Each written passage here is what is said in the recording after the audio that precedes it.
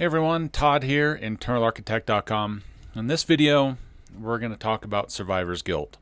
I got some news today that the snowboard community, which I feel very fortunate to be part of, lost a member from colon cancer. This person, his name is Jason Rasmus. Everyone knew him in the industry as J2. And he was a guy that I've known since I was a teenager. He ended up moving out to Colorado from New York with his good friend Jason Girardi. Long history there, which is pretty cool. Twos over the last couple years has been dealing with colon cancer, and he passed away today. Memorial Day of all days, right? It never gets any easier, and I'm always kind of taken to a point when I hear about a death of someone that I know or someone that I even have respect for and really just cared about also in a roundabout way, that he isn't suffering anymore. He's in a better place, and he is he doesn't have to deal with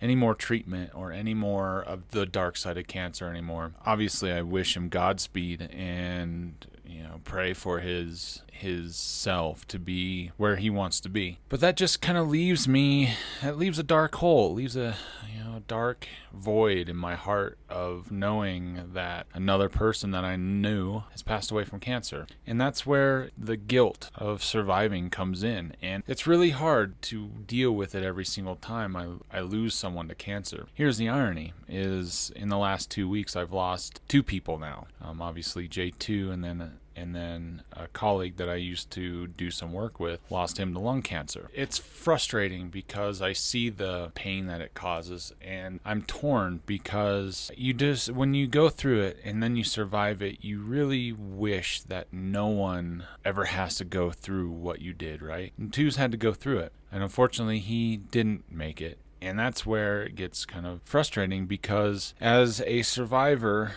I was fortunate to make it, and I was fortunate to come out of it, definitely not unscathed, but definitely like having a different perspective of it all. It makes it harder as a survivor to really come to terms with it, I guess is the best way I'm trying to say it. I feel like sometimes I wonder why it is that I made it and my colleagues and friends didn't. Is it, and I've gotten to a point where I don't really ask the question why is it that, I've come to grips with that, and I've come to grips that I have been given an opportunity to kind of bear the weight of survivors with people that I know, and then share my feelings and share my experience with all you that are also survivors, because I know for a fact that you all out there are experiencing the same thing. But how do you go about this? How do you deal with this? And all I know is time is the only thing that has ever made it any easier for me. And just dealing with it is very difficult at the same time. The only things that I've been able to do that really help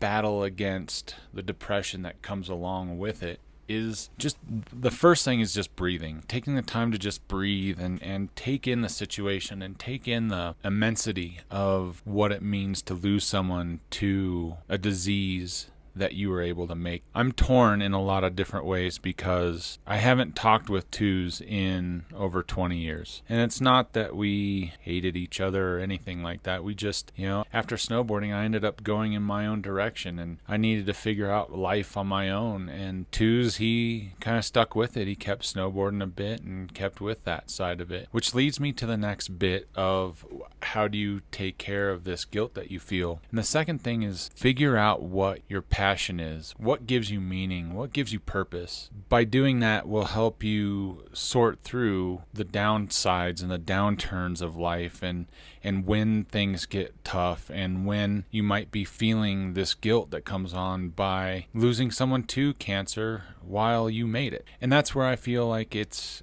important to really have that drive and have that motivation and have some meaning and some purpose in your life to help offset the difficulties of what it means to be a survivor. We survivors have a hard enough time as it is dealing with the fact that we're alive and that we made it. So when we end up losing someone, it's painful, and it really does leave that dark void in our heart, because it's impossible to not ask that question, why did they take this person instead of me? Why am I still here instead of them? And at the end of the day, it really just comes down to, I've had to try to simplify this for my own mental well-being. And I think for me, it's easier to say that I have been given this second chance to try to do something good with the time that I have here. This is borrowed time for me. And as long as I can help other survivors do something good and positive with their life, maybe even change their life around, then I've done something right. And that's where my purpose and the meaning in my life comes into. And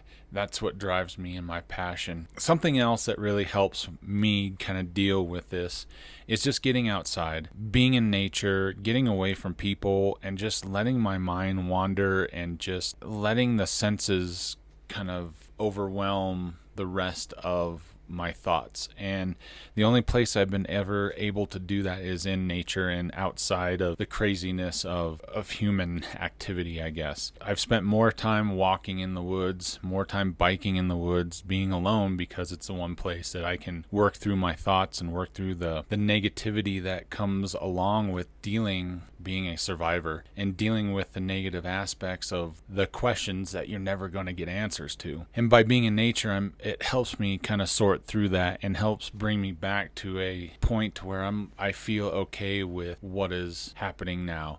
Brings me back to the moment, to the time of where I'm at in the moment. And that is the best way that I've been able to feel it. Time is the only thing that has ever helped with everything and any bit of death that comes along with the survivor's guilt side of this. So yeah, I'm feeling pretty down right now. I'll be real honest with you. It's a tough day. Even though I haven't talked to Twos in a long time, my history with him goes way deeper than that.